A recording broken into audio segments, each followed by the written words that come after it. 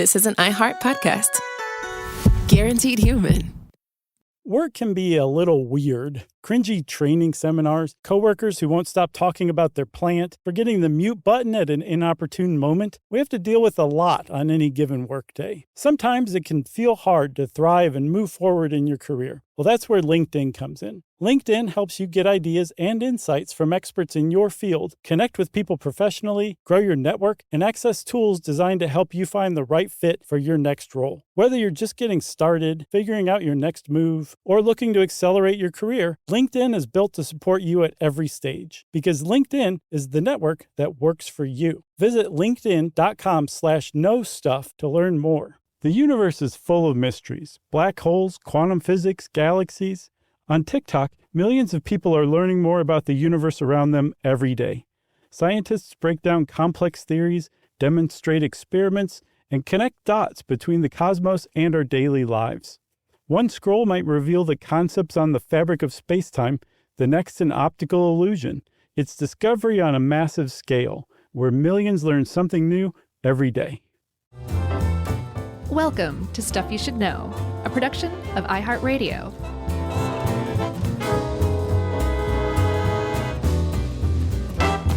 Hey, and welcome to the podcast. I'm Josh, and there's Chuck, and Jerry's here too. Jerry's at a cabin in the woods even. And this is Stuff You Should Know. Podcasting from the future. That's right. And we are going to take a couple of minutes here at the head of the show to pay tribute to HowStuffWorks.com founder Marshall Brain, who passed away last November at the age of 63. Yeah, he is the guy who started it all. And it's really hard to understate the impact that guy had on our lives. Yeah, 100%. Just about Marshall, he was an electrical engineer, had a Bachelor of Science. He was a longtime professor at NC State. And in 1998, he founded, as a hobby, HowStuffWorks.com because he wanted to, he had a very pure goal, which was to make complex things understandable and relatable to everyday people. And that is, that's what we still do. We were hired as writers there. Mm-hmm. I never met Marshall personally. I think I saw him come through the office a couple of times early on, but I never had the pleasure of actually sitting down with the guy. I met him a couple of times. He was a good guy. I think some of his first articles, I think the first one might have been like how air conditioning works. Yeah. Remember Scooby-Doo? We did an episode on Scooby-Doo based on one of his articles. Was that Marshall? Yeah, totally. Oh, interesting. But yeah, he was a very good guy. And without him, I can tell you, I would not be podcasting. And if I were, it probably wouldn't be a very good podcast because you and I would have never met. Yumi and I would have never met. Like the fact that Marshall came along and founded How Stuff Works set my destiny in a lot of ways. So I'm really grateful to him for that. Yeah, for both of us. He was also an author. One of his books is called The Doomsday Book, The Science Behind Humanity's Greatest Threats, something that Josh has particular interest in. Yeah, for sure. He's a transhumanist down with Nick Bostrom and all those guys. Yeah. So Marshall was also a TV host. He eventually was the director of NC State's Engineering Opportunities Program, which helped mentor aspiring inventors. And Marshall was survived by his wife, Leanne, his 4 kids, David, Irina, Johnny, and Ian, and their dog, Summer. And it was just really sad to hear the news because, like you said, Marshall, if it wasn't for him, we wouldn't be here now. And we'd like to think we're still carrying on his tradition of making complex things accessible. I like to think that, too. Yeah. So here's to you, Marshall. Rest in peace. And as a tribute, we chose an article, one of the few ones that we hadn't recorded that Marshall wrote originally on GPS. And this is like bread and butter Marshall Brain stuff. There's engineering, there's science, there's some more engineering. There's figuring things out with circles and diameters and stuff like that, like straight up Marshall stuff. Yeah, classic Marshall, classic How Stuff Works. And even though our show has kind of grown and morphed, it's fun to go back and do these every now and then. Yeah, for sure. So let's get started, shall we? All right. GPS tells you where you are. The end. There you go. That's word for word Marshall's article. Yeah, it's actually sounds intimidating, but it's really not at all. It's a pretty simple process, believe it or not. Yeah, surprisingly. But what it is overall, GPS is as Marshall wrote, a space-based radio navigation system that technically GPS is the one that the U.S. government owns. If you live in another country, it's not called GPS. It's called a GNSS? Yeah, Global Navigation Satellite System is the generic term, and GPS has become like the Kleenex of global navigation satellite systems. Like it's the proprietary eponym. Yeah, exactly. But, that's what the system is that tells you where you are when you take out your little smartphone and say, where in the world am I, or how in the world do I get somewhere? If you want to get somewhere, they got to know where you are at that moment. And that's why you can do that 24/7. Yeah, and GPS is owned and operated by the American government, and it's paid for by the American taxpayers, but it's used worldwide. I think out of 8-point-something billion people on the planet today, 6 billion of them use GPS every day. So it's America's gift, I think is what I'm trying to say, because if anything, that's what America is known for. It's like creating things and giving it away to the rest of the world for free. Yeah. Well, we'll see what happens with that. You never know. But right now, that's the current situation. They do this with satellites, at least 24. Usually there's more than 30. And if wherever you are on Earth, if you had, super, super long vision, you could look up and see 4 of these bad boys with your eyeballs, because you got to have those 4 to tell you where you are. For sure. Technically, you just need 3, but let's not get into that right now, okay? Right. So the satellites, they're up in medium Earth orbit, about 11,000 miles above Earth. They circle it constantly. They're not geostationary. So they circle the Earth, and they rise and set, I guess, every 12 hours, so twice a day. They're like the tides, basically. And the GPS satellites are just one component. There's 3 components. There's the satellite component. There's the control component, which is on the ground. The Space Force runs GPS. And so they're constantly tracking, monitoring, telling satellites what to do, like really bossing them around. And then the third component is you, the person using GPS, or more technically, your receiver that is telling you where you are in the world. Yeah, that's the important part, because I've gone out there without a phone and just shouted up, where am I? Nothing They're happens. like, get a phone. One of the cool things about GPS is this was kind of roughly figured out a long time before we even had satellites. There was a doctor, Dr. Ivan Getting, who was a physicist, an American, who basically said, hey, you know what? You could find out someone's 3D coordinates if you use radio signals and just calculated the time it takes for those signals from different sources to reach a single point on Earth. Right. And that's GPS, basically. Yeah.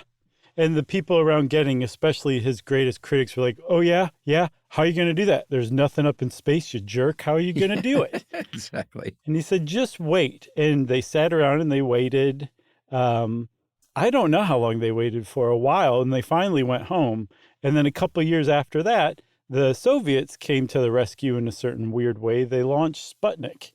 And in America, in the United States, it was not a happy time. They called it the Sputnik crisis because basically at the time we thought the Soviets were just like some backwards country. And all of a sudden they were the first ones to launch a satellite into space, and it took us by surprise. But Dr. Getting's theory was able to be put into use because American scientists figured out that you could track Sputnik because its radio signals, I don't know quite how to put it. Let's say they engaged in the Doppler effect. They dabbled in Doppler. So that when the satellite was moving away from you, the frequency that reached you here on Earth was different than the frequency when the satellite was moving toward you or when the satellite was just stationed above you. So they figured out that you can track satellites based on these radio signals. And that gave the initial rise to GPS, which is you need to track the satellites to know where they are, because that is an essential piece of information for GPS. And that kind of led to people saying, like, okay, let's get Gettings' idea off the ground. Literally. Yeah, literally off the ground and into space. Sputnik was October 57, and a couple of years later, we said, oh, yeah, we'll see your Sputnik, and we'll raise it 5 satellites, or I guess raise it for a total of 5 satellites. Sure, all aces. That's right. And this was in 1967, they had really precise clocks on board these satellites. Mm-hmm. And then just 6 years after that, in 73, Navstar was formed. Mm-hmm. And that is the system, the program that is GPS, basically. Mm-hmm. And then we said, all right, now it's just going to take us about 20 years to figure all this out. Yeah, in 1995, the whole thing was finally operational. They just kept shooting up satellites and tinkering with it and get it going. And I wish we would have kept the name Navstar. I think it's a little cooler than GPS, but I don't know. Maybe it sounds a little more hostile or assertive. So GPS is probably okay. You want to talk about assertive? What about Space Force? Space Force is, I don't know what Space Force is, the name. It sounds like a movie. It does. Like a Mel Brooks movie. It does. But so we called it GPS, and there were 2 versions that they released at the same time. One was L1.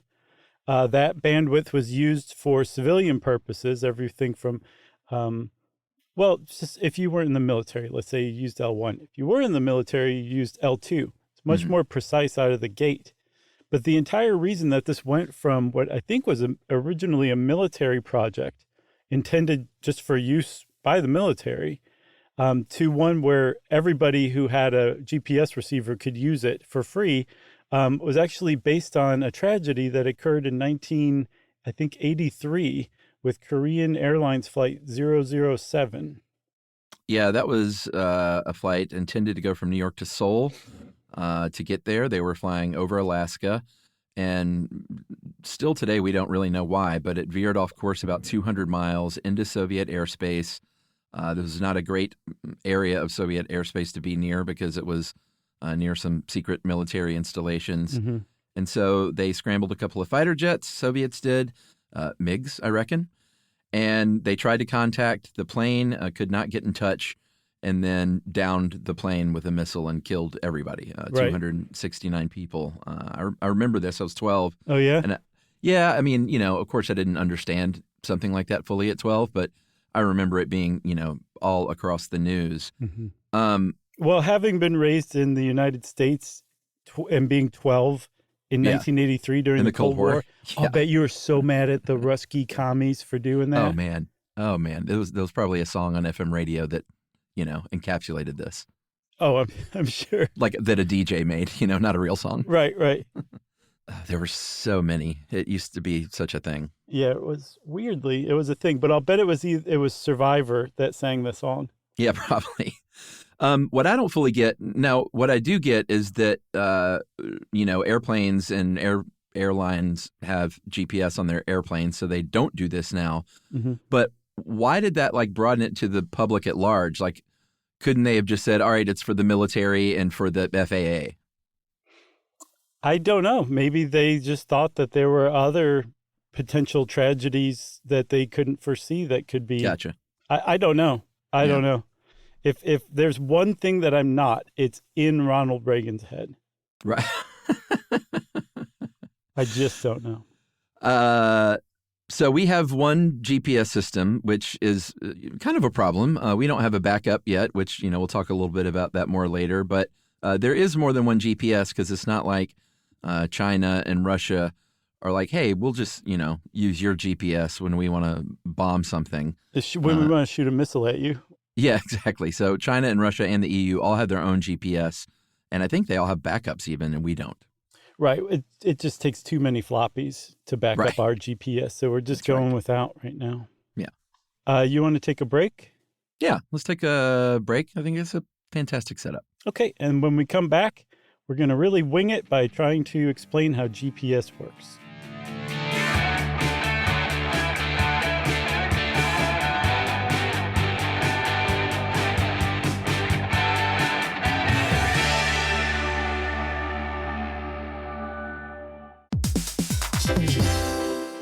Work can be a little weird. One minute you're in a meeting that could have been an email. The next you're trying to decode corporate jargon that somehow means nothing. And don't even get us started on the quick sync that turns into a 45-minute deep dive. Yeah, well, the truth is figuring out your career isn't always straightforward. Whether you're trying to grow, pivot, or just stay relevant, it can feel like you're navigating it all on your own. Well, that's where LinkedIn comes in. That's right. LinkedIn can help you grow your career, helping you confidently navigate your path with insights, ideas, and inspiration from your professional community. You can stay up to date with the latest trends in your field, connect with people who get it, and discover opportunities tailored to your goals, your experience, and what actually matters to you. Whether you're looking for something new or just trying to grow where you are, LinkedIn gives you the tools and connections to move forward with confidence. Because LinkedIn is the network that works for you. Visit linkedin.com/knowstuff to learn more.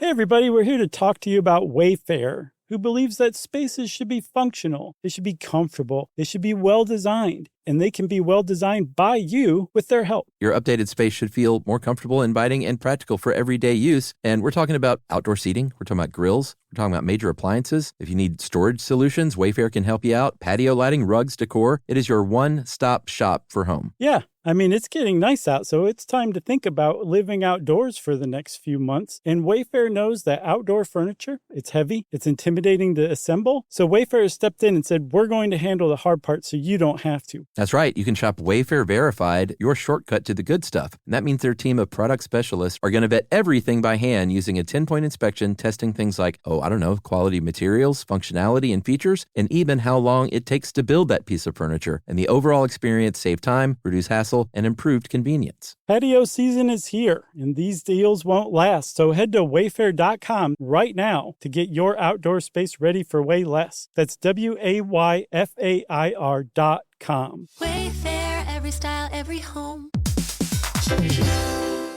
Hey everyone, if you've ever wanted to feel what it's like inside an episode of a show you love, hang with podcast hosts beyond the mic, or swap screens for sunsets with curious, like-minded people, then Stuff at Sea is your kind of voyage. That's right. Stuff at Sea is a 5-night, culture-soaked escape where pink sand paradise meets curious minds. Sailing round trip on October 2nd to 7th, 2026 from New York City to Bermuda, this voyage drops you straight into the iHeart Podcast Stuff universe. On top of the adults-only experience you already love, you'll get live podcast episode recordings, behind-the-scenes sessions, themed activations, and more unmissable onboard moments. Yeah, and there's overnight stays in Bermuda, so there's no rush. Just long, sun-drenched days to explore or do absolutely nothing at all. And back on board, curiosity sparks connection through conversations, experiences, and a lineup designed to keep things as thought-provoking as they are unforgettable. Stuff at Sea is part of the new specialty sailing collection that transforms beloved podcasts into immersive at-sea experiences exclusively with Virgin Voyages. Expect more stories, more hosts, and more ways to experience the voices that you love. Book now at virginvoyages.com/stuff.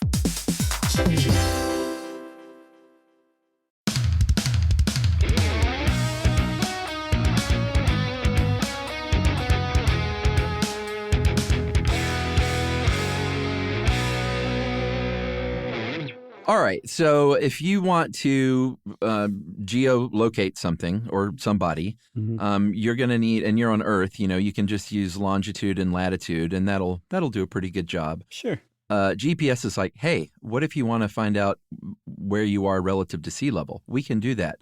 And you can't, longitude and latitude. Yeah.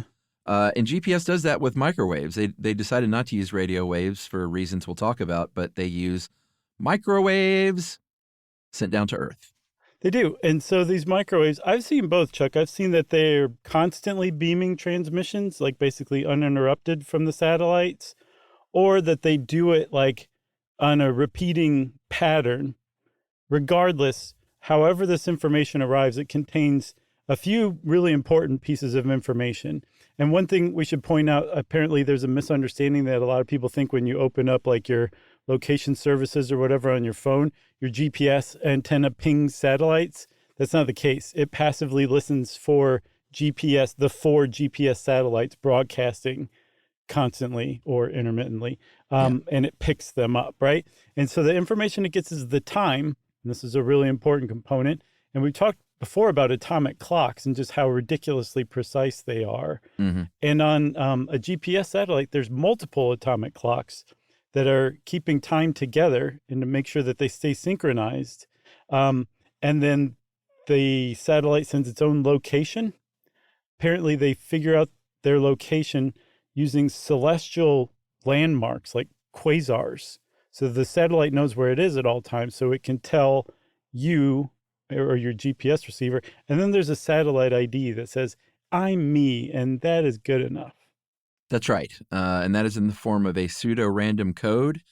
And one of the cool parts about that is it's going to tell you, like, yeah, it's coming from this satellite. Here's my pseudo-random code. But it also uses a slightly differently altered frequency. So the frequencies don't jam one another. So all these satellites, because the frequencies are just slightly varied, can all talk to each other because you don't want satellites up there jamming each other. No, but they can also talk to you, too, virtually at the same time, if not at the same time, because don't forget, you're getting information from 4 different satellites to figure out where you are. So you don't want to get one from one, wait a couple minutes, get one from the other. You want them all to be coming in basically at the same time. And by slightly altering their frequencies, they can all arrive. Right. And this is one final bit of key information here. All these satellites, great. They're beaming microwaves down, fine. If we didn't know how fast those microwaves traveled, then none of that would do us any good. We have to know exactly how fast that stuff travels in order to measure a distance. And in this case, we know that electromagnetic waves, microwaves, travel at the speed of light, 186,282 miles per second. Right. So now they have all the basic information. I think this is why you were saying at the outset, this is actually kind of a simple setup, GPS is. Yeah. If you take, so if that satellite sends you an information, piece of, like a signal, and it says, I sent this exactly at 1:45 p.m., and it arrives at 1:45 p.m. in 1 second, and you know that microwaves travel at the speed of light, you can use that information to calculate the distance between you and the satellite, okay? Right. When you know that the satellite is located here in space, and then you figure out your distance from the satellite, you start to have your first piece of information about where you are, because now you know where you are relative to one satellite. That's not enough information to tell you where you are on Earth, but it's a really good start. That's right. And you might be thinking like, yeah, but what about stuff getting in the way? Like if this stuff is supposed to be exact, then, what about a tall building, or what about, weather in space? Like that can throw all this off, right, guys? And that's true, but they have a very pretty brilliant workaround for that. One method is called differential GPS, and they have these antenna on Earth that are locked in. They're stationary. They're not going anywhere. We know exactly where they are. They're called known points for that reason. And since we know exactly where those are, they're receiving these transmissions from GPS. And so they can calculate whether or not the location is off. And that, if this thing is locked in place, but the calculation coming from the GPS is off by a little bit, hey, it must have gone through some thick shrubbery or bounced off a building or something. But either way, we're locked in place, so we know exactly what that should be, and thus we'll know what that discrepancy is, and we can account for that. Right. So once that known point has that discrepancy, it sends that information out to all the GPS receivers in the area, so they can use it to adjust their own GPS readings that they're getting from those satellites that were slightly off, but they didn't have any way to remedy it. Now they do, because the known point is like, hey, satellite B is off by like 10 nanoseconds. Don't tell it, but I just wanted to let you know. Yeah, and hey, listen, I won't tell everybody. I'll just adjust it on my end, and they'll never know that you screwed up. Right. And also, there's something in your teeth. Right. Oh, it's kale. Gross. Kale is so gross. You don't like kale? I can't. I have to choke it down. And gross is the wrong word. It's just too harsh. Yeah. Too much kale, like a salad with only kale, or like God forbid you eat a bag of kale chips. Like that's you would just die. You wouldn't be able to breathe any much. longer. It's too much at once. Yes. Oh, boy. All right. So now we get to trilateration. Take it away, friend. Oh, no. You're the trilateration expert between us. Let's tell everybody what happened. Well, first of all, let me explain that trilateration is not the same as triangulation because we're not talking about angles. We're talking about distance. Mm-hmm.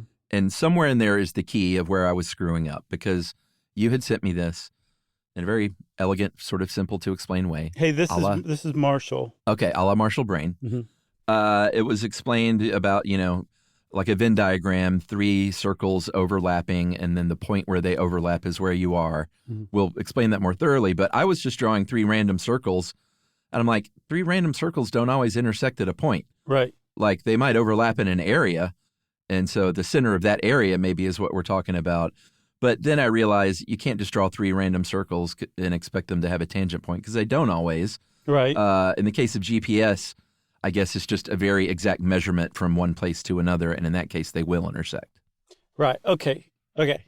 So I think you should also tell everybody that when you sent me a picture of your 3 circles with the like the part where they overlap, they all overlap, you would put a point in there and wrote bingo with an exclamation point. You're like, case closed. I thought I really figured out something here. I think you may have discovered something else that we're not aware of yet. So I don't Someone think will tell us. Just put it to this. No, I think like you might have just invented like a new way of calculating things. No, I'm sure there's a name for it. And some science person's going to say, oh, Chuck, that's just blank. Oh, I wish they would, because I don't know either. But I like hats off to you because, man, I can't tell you how many circles I guess you probably drew just trying to get this to work. And I don't blame you. I was smart and was like, there's madness there. I'm just going to try to understand this as best I can. I'm not going to try it myself. I got a freaking compass at one point because you were like, it's because the circles are willy-nilly. And I was like, okay, I'll draw them perfect. Okay. So, well, let's talk about trilateration because in theory, I guess it's very simple. And the way that that Marshall described it was, let's say you're lost, you're in the United States, and you ask somebody where you are, and that person says you are 625 miles from Boise, Idaho. And you say, thanks a lot. That doesn't tell me much. Right. You actually push them down as they're walking away. Yeah. But after you get away, you're chased by the police, but you make it down an alley and hide behind some garbage cans as they pass by. You have a good idea. You go buy a map and you spread out your map. Maybe you buy a compass as well, a la Chuck, and you draw a circle around Boise, Idaho, using Boise as the center point that is 625 miles in diameter, or at least represents that by scale, right? Yeah. And you're like, okay, I am somewhere on this circle that has a diameter of 625 miles around Boise. Kind of helpful. It's a little bit narrowed it down, but I need more information. So you go find somebody else and you say, hey, do you know where I am? Yeah. Is this where I could come in? Yeah, I was hoping so. Hey, well, I'm not going to tell you that, but how about this? You're 690 miles from Minneapolis. Okay, so that's great. At least they didn't repeat the Boise thing, right? Because if they said that, you'd just be like, man, that didn't help at all. But now you know where you are from Minneapolis, and you can do the same thing with Minneapolis. Using that as the center point of a circle, you draw a circle with a radius of 690 miles around Minneapolis. Now you're really close, because what you'll find is the circle around Boise and the circle around Minneapolis, they overlap, right? Yeah, you get a little football in the middle. Yeah, it's like a Venn diagram. And if you look at a Venn diagram where those 2 circles overlap, there's 2 points where they intersect, right? Where they cross each other. Those lines cross each other. And because you are 625 miles from Boise and 690 miles from Minneapolis, you are somewhere where those 2 circles overlap at those 2 points. One of those is right. The other is off by hundreds of miles. So you still need to narrow it down. Right. So you're like, is there one more wiseacre in this town who will tell me by not telling me where I am? Right. And so you go into the only other gas station in town, and you say, guys, someone told me I was 625 from Boise. Didn't help much. Someone else said 690 from Minneapolis. Please just tell me where I am. Mm-hmm. They said, oh, you're 615 miles from Tucson, pal. Do you just trash the place at this point? Yeah, you just lay waste. You find the nearest broom and you just start knocking everything off the shelves. That's awesome. My collector beer steins. All right, so now you got 3 circles, though. And this is where I got super tripped up because I was like, oh, cool, let me draw this out. And I drew it out and I was like, these don't intersect at a common point. Right. But if you're using exact GPS calculations, distance from a satellite, or in this case, points on a map, then that's you know exactly where you are because it's going to intersect at only one place at 3 points. Yeah, all 3 circles will overlap with one another. So they intersect at 2 different points. Each circle intersects with the other at 2 points, but all 3 of them will only intersect at one single point. And you have just trilateralated your position. You know where you are. And Marshall said, this is Denver, by the way. That's where you are, is Denver. Because I think if we hadn't have included that, some people would have been really upset. Yeah, but you knew you're in Denver because you can't catch your breath and it smells like weed everywhere. That's right. And now you have to figure out what to do even though you're dead. Yeah, and liberals and conservatives are smashed together and everyone's like, what kind of state is this? It is. It's crazy like that, isn't it? Yeah, I love Colorado. I think it's interesting that way. It's like all of the shows we've done in Denver, it's like a wedding, like split down the middle. Yeah. The people on one half of the room all have guns out. The other half are all playing hacky sack. Right. It's an interesting place. And one guy goes, hey, you ever try to shoot a hacky sack in midair? Watch this. It's kind of fun. Right. Okay, so that's trilateralation. That's 2D trilateralation because what you've done is found if you were a flat point and the Earth was flat, which it's not, that's all we would need to do. But the Earth is a sphere. It's round. And so what GPS uses is 3D trilateralation, which rather than flat circles, it uses spheres. And when the 3 or 4 usually, because you use 4 satellites, where those spheres all intersect, the one point, that's where you are. Because now you not only know where you are longitude and latitudinally, you also know where you are altitudinally. My friend, I hate to break it to you, but you did the old Josh Clark insert an extra consonant thing. Trilateralizational? It's trilateration. I know, and I've been wanting to say trilateralization for so long. Well, you weren't even saying that. I had to get it off my chest. You were saying trilateralation. Okay, all right. So now that's 3 ways. So trilateration? Trilateration. That sounds made up like Space Force. I know. All right, trilateration is Asian. Yeah. Ali. Station. So that's it. That's how you figure, well, I should say that's how your GPS receiver figures that out. It knows where those 3 or 4 satellites are because they tell it where they are. It figures out the distance between you and your receiver for each of those 4, and it tells it, oh, here's where I am because here's where all that information intersects. Right. Here. And I think you mentioned the spheres while I was obsessing about the extra L, right?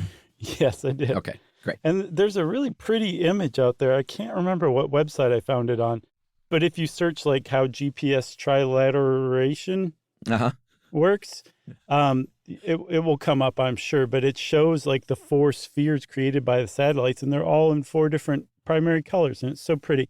And I saw that, yeah. I understand that there are 3 primary colors, but whatever the 4th one is, it's basically a primary color as far as I'm concerned. Okay. Should we take our second break?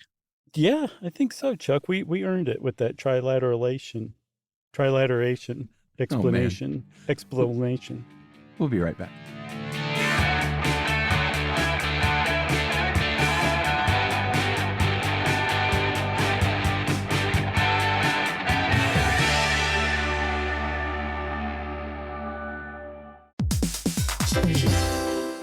Work can be a little weird. One minute you're in a meeting that could have been an email. The next you're trying to decode corporate jargon that somehow means nothing. And don't even get us started on the quick sync that turns into a 45-minute deep dive. Yeah, well, the truth is figuring out your career isn't always straightforward. Whether you're trying to grow, pivot, or just stay relevant, it can feel like you're navigating it all on your own. Well, that's where LinkedIn comes in. That's right. LinkedIn can help you grow your career, helping you confidently navigate your path with insights, ideas, and inspiration from your professional community. You can stay up to date with the latest trends in your field, connect with people who get it, and discover opportunities tailored to your goals, your experience, and what actually matters to you. Whether you're looking for something new or just trying to grow where you are, LinkedIn gives you the tools and connections to move forward with confidence. Because LinkedIn is the network that works for you. Visit linkedin.com/knowstuff to learn more.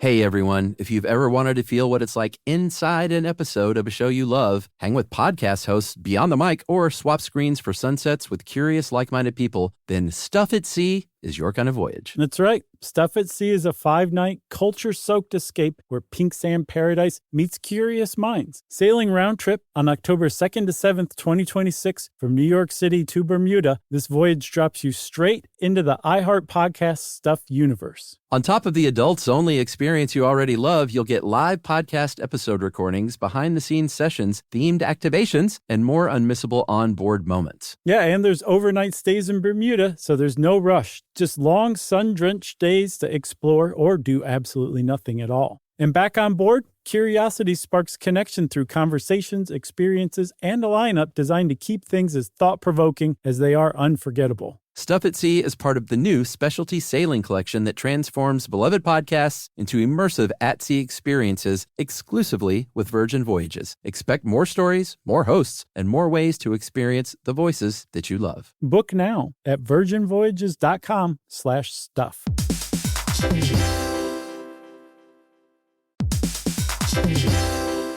In business, there's no room for guesswork. Every shipment matters. Every deadline counts. When you're trying to keep operations running smoothly, the last thing you need is uncertainty. That's right. That's why reliability is at the core of USPS Ground Advantage. From the moment your package is first scanned in, it moves through a secure, nationwide network, aiding in a timely and accurate delivery. You get near real-time tracking so you can keep up with your shipments. And with affordable upfront pricing, there are no hidden fees or surprise surcharges to throw off your cost sheets. That's right, and that all adds up to predictable deliveries that you can depend on. Because knowing your logistics are handled lets you focus on everything else, your customers, your team, and the future that you're building. Just visit USPS.com/groundadvantage to start shipping with confidence. USPS Ground Advantage.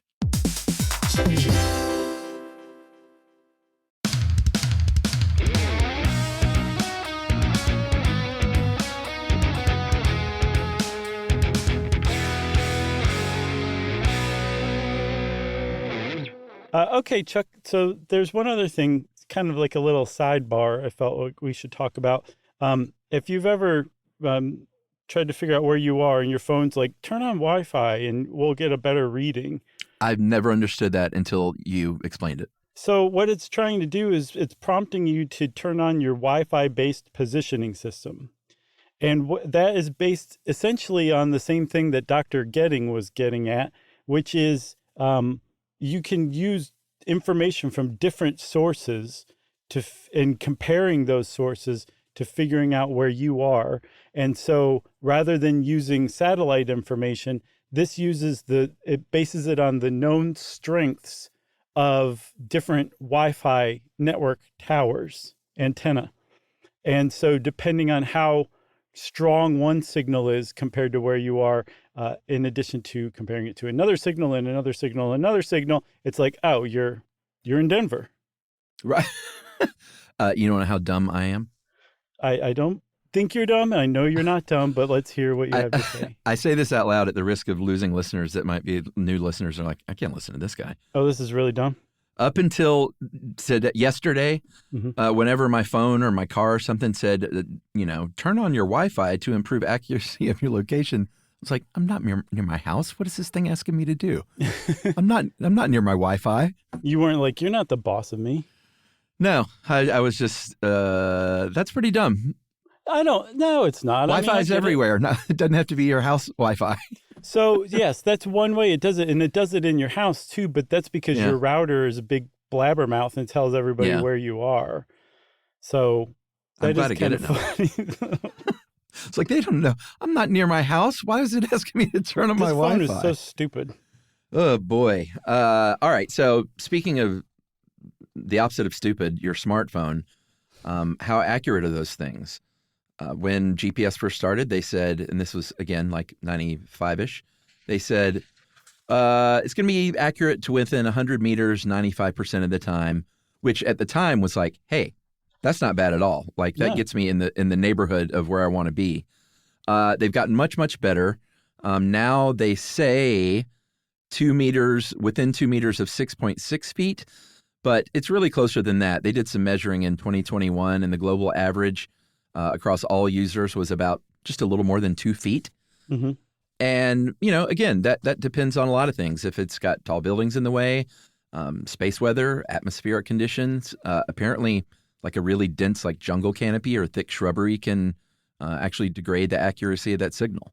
Yeah, you got a hickory tree? Well, TS for you because GPS isn't going to work. Is that a thick tree? Thick canopy? Yeah, I think so. I mean, it's a known shade tree. No. It's a KST? That's right. Put it on the list. If it could broadcast information, it would also be a known point. Yeah, exactly. So there's a couple of other things that can mess with your GPS signal coming from the satellite. Because remember, I said that they navigate celestially. Well, if the Earth's position itself relative to the satellite can know where it is. Mm-hmm. But if the Earth shifts a little bit, like the magnetic core sloshes around just enough that the Earth kind of wobbles a little bit, or if the sea currents are particularly strong, it can slow the rotation of the Earth. Those things, I mean, just the tiniest changes can alter the accuracy of the signal that it gets. But that's just the signal that they're like, we're going to get you within 6 feet. They don't guarantee your receiver, and your receiver typically adds a little bit of inaccuracy. I think 5 meters is usually what you're going to get from like your average dumb GPS receiver. Yeah, and I mean, it's amazing we're here because if you're like GPS should just say this is good. If you're 5 feet away from the restaurant or your friend and you don't see them, that's on you. Yeah, just look up. Yeah. So we're getting better though, Yeah, no, it's getting. I mean, I imagine they're going to have it. I think March 24.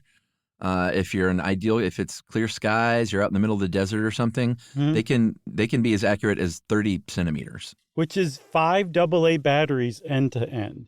Right. We're going to get even better than that, though, Chuck, because right now there's some really good GPS antenna that are starting to pop up in smartphones, and those are dual frequency receivers, one of those two, and that uses the L1, the standard civilian GPS band that has been around since the beginning, but has gotten better over time, and it also uses the new whiz-bang L5. And this is like the next generation of GPS. It's not widespread enough yet. There's not enough satellites out there that are L5 for an antenna to just rely on that. But when you put L1 and L5 together, it gets pretty good.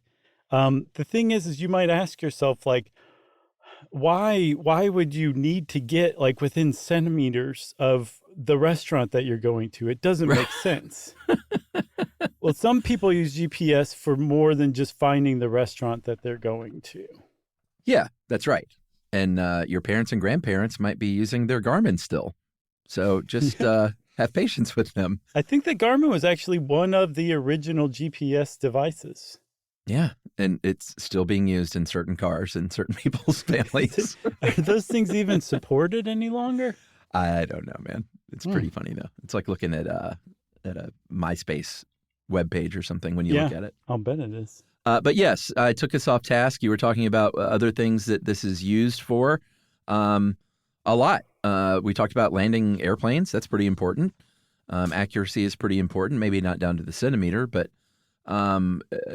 if you want to track soil moisture, you can do that via GPS. If you want to measure the size of a glacier and whether it's shrinking or moving, you can do that very, very accurately, and not just sort of ballpark things anymore. Migration patterns. If you want to see where that school of whales is headed, and how they know when they get there and how far they are from where they started. You can do that with great accuracy.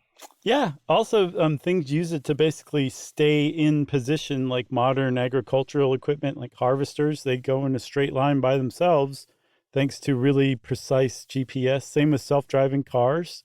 Oh, sure. Yeah. And then, like, apparently it's just grown so ubiquitous and so reliable that contractors use it. Like digital blueprints will have GPS coordinates for like a nail or an electrical outlet or something like that. So you can know exactly where that thing's going to go, which, I mean, that's got to cut down on construction costs and time dramatically. Yeah, I thought the thing on tunneling was kind of cool. I never really thought about that. But if you're tunneling through two sides of a mountain, to ideally meet in the middle and have a one long tunnel that's not one tunnel with a little zigzag in the middle because they were off by a little bit, you can do that down to the centimeter, you know, or 30 centimeters rather. Yeah, a tunnel that goes through a mountain with like a hairpin turn in the middle of it. That sounds great. And if you put all this stuff together, all these different uses for GPS, which again, the American taxpayers give to the world for free, it generated, I think in 2022, $94 billion worth of stuff, right? All of that receivers that were sold, all of the tunnels that were drilled correctly, like all that stuff came to generate $94 billion. And in the next 5 years, it's expected to hit almost $300 billion. So it's a big deal. Like we rely on GPS a lot. And so because we rely on something this much, and because, like you said, we don't have a backup of GPS in particular, it can be pretty delicate, I guess you could say, to put it delicately, because it can get screwed up pretty bad, pretty easily. And in fact, on a very local level, you or I could go screw up somebody's GPS for fun anytime we wanted. Yeah, that was a little disconcerting to learn. I thought like, oh, well, surely this thing has just some weird, robust government shield that cannot be hacked, right? Yeah. And that's not true. In fact, the military, I mean, it's part of military, just regular operations to jam GPS for another country, their planes and drones, or to spoof it is when you send it, jam it and make it non-operable, but you're like, ooh, here's some fake coordinates that you're going to think are real. Right. Yeah. Like they do that all the time. Countries do that to us all the time. But like you said, any schmo that's got $300 can get a software-defined radio and figure out how to use it and jam somebody's GPS. And so your neighbor's walking around wondering where that restaurant is. I know. They're like, Fridays. Right. I wanted to go to Bennigan's. Yeah, so you were talking about spoofing. Apparently, Iran in 2019, just for kicks, spoofed a British cargo ship's GPS and told it was in international waters when really they had drifted into Iranian waters. So Iran was like, oh, you're our ship now and you're our crew now. And they held the whole thing for 10 weeks just by being jerks, apparently. I can't figure out what the point would have been for that other than to flex. Yeah. That is a little odd. I'm sure somebody knows. Or maybe it was a flex. Yeah. And the kids still say that, right? They flex? Oh, you're asking the wrong guy. Okay. Well, let's say they do. I mean, Ruby says things I don't understand, and I just don't even ask. I know. My niece Mila was schooling us on slang, and I'm like, there's no context for that. It doesn't make any sense. Yeah. I'm trying to think of one example. I know I'm going to get it wrong. No cap? No, something like skibbity. Oh, skibbity toilet? Yes. And I understand, yes, it's a web video or whatever, but the videos itself make no sense whatsoever, too. Yeah. Hey, all we did in the 80s was shorten awesome to os and un-os. That was our big contribution. That was as sophisticated as we got. I don't know about the skibbity stuff.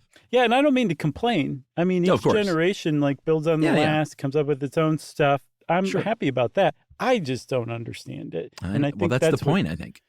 I think you're right, actually, and I'm kind of hurt by that.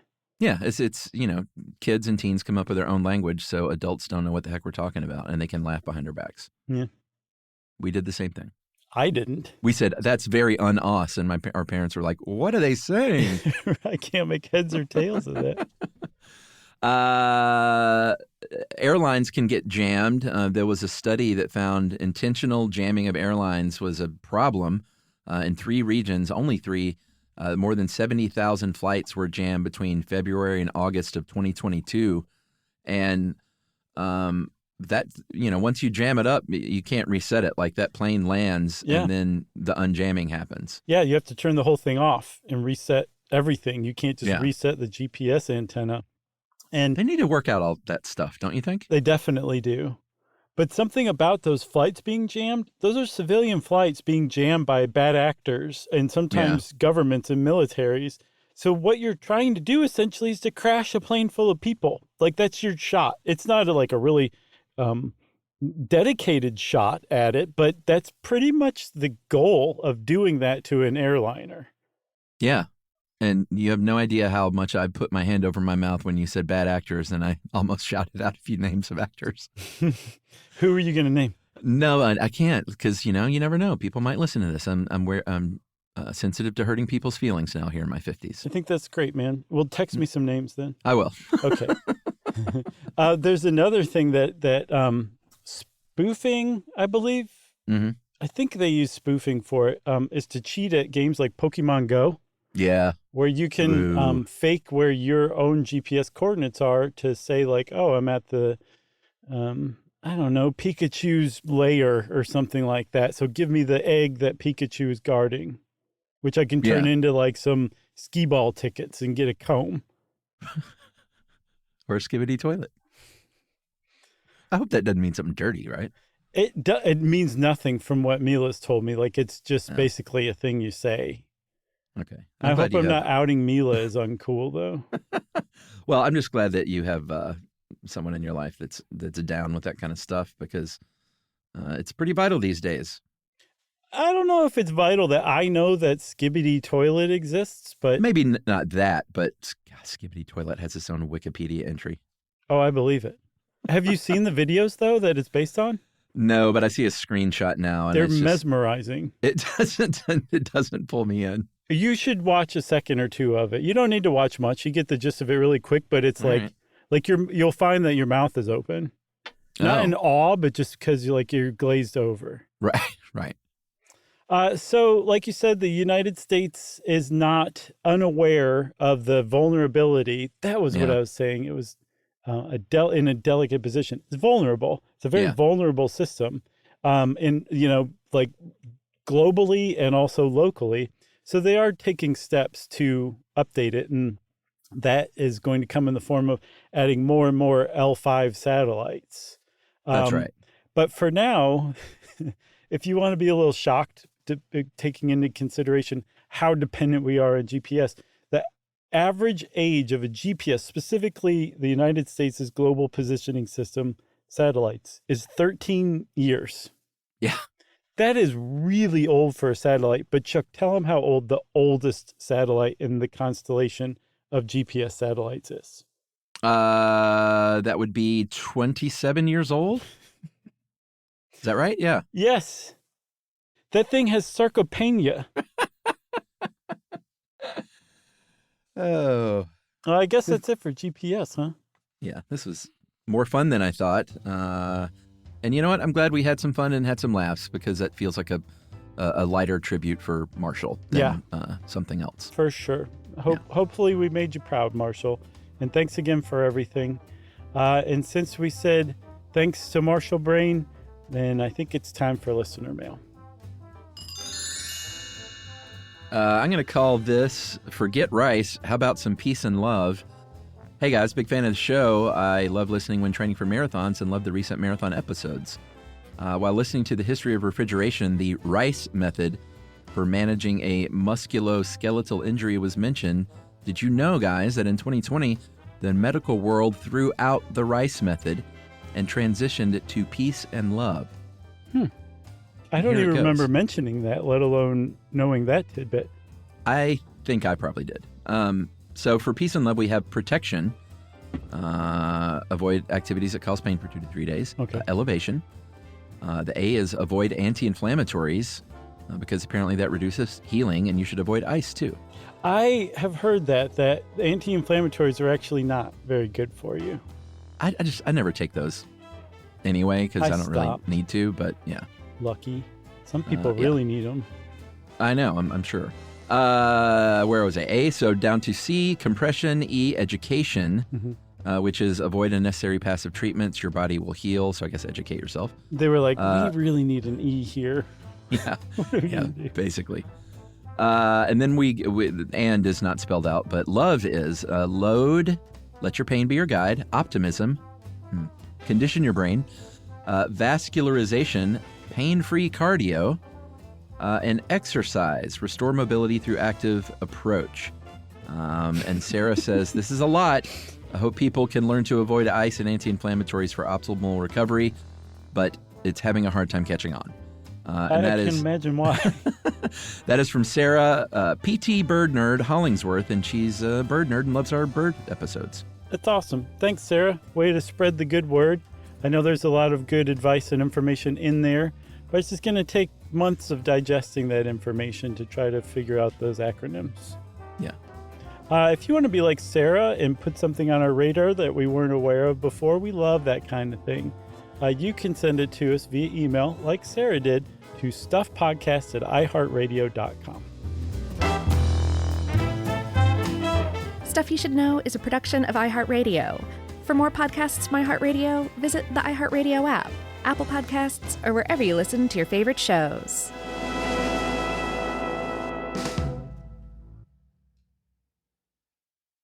You know, you could be adored by everyone and still completely ignored by your cat. Trust me, I know. But if you feed your cat Sheba, you can go from being ignored to truly adored in 12 days guaranteed or your money back. Sheba has a full menu of products, appetizers, entrees, treats, even a kitten's menu. It's so cute. So Sheba has a product for even the pickiest eater. Like Sheba Puree, it's made with bone broth, their chef-inspired flavors. It's got a smooth and creamy texture that cats love and contains no corn, wheat, soy, or artificial flavors. It's food that your cat's gonna love. To learn more, check out Sheba.com. That's SHEBA.com. Stuff at Sea is a 5-night, adults-only sailing trip that brings the Stuff podcast universe to life on board. This voyage is a culture-soaked escape where pink sand paradise meets curious minds. Sailing round trip from New York City to Bermuda on October 2nd to 7th, 2026, this voyage drops you straight into the iHeart Podcast Stuff universe. On top of the adults-only experience you already love, you'll get live podcast episode recordings, behind-the-scenes sessions, themed activations, and more unmissable onboard moments. Learn more at virginvoyages.com/stuff. Introducing the all-new Mazda CX-5, featuring more connection, Hey Google, where's the nearest Pilates class? safety that has your back, more discovery on the scenic routes, more passion in the details, and more control in changing weather. The all-new Mazda CX-5, more to move every side of you. See it in 5 films at MazdaUSA.com/5sides. Google is a trademark of Google LLC. Sequences shortened and simulated. This is an iHeart podcast. Guaranteed human.